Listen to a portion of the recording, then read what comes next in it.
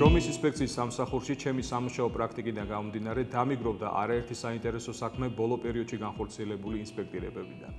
განსაკუთრებით დამამახსოვრდა საქმე, რომელიც უკავშირდება მიყენებული ზიანისთვის მატერიალური პასუხისმგებლობის საკითხს. შრომის ინსპექციის სამსახურში შემოვიდა კოლექტიური საჩევარი კომპანიის მიმართ, რომელიც რიტეილ სექტორში ახორციელებდა საქმიანობას. კერძოდ, მაღაზიაში ჩატარებული აღწერის შედეგად გამოვლინდა დიდი ოდენობით დანაკლისი, რა დროსაც კომპანიამ მაღაზიის მენეჯერს და 4 მოლარე კონსულტანტს შრომის ანაზღაურებიდან დაუქვითა თანხა 50%-ის ოდენობით. შრომის ინსპექციის სამსახური განმარტავს, რომ პირის მიმართ მატერიალური პასუხისმგებლობის დაკისრებისათვის უნდა არსებობდეს შემდეგი პირობები: ქმედების შედეგად მიყენებული ზიანი, დამღების მარცხსაწინააღმდეგო ქმედება, მიზეზობრივი კავშირი ქმედებასა და დამდგარ შედეგს შორის, სამართალდამღობის ბრალი. მოცემულ შემთხვევაში დამსაქმებელს არ ჰქონდა შესაბამისი დისციპლინური წარმოება განხორციელებული და არ იყო მოკვლეული და გამოკვეთილი თითოეული დასაქმებულის ინდივიდუალური ბრალეულობა დამდგარ ზიანთან მიმართებით.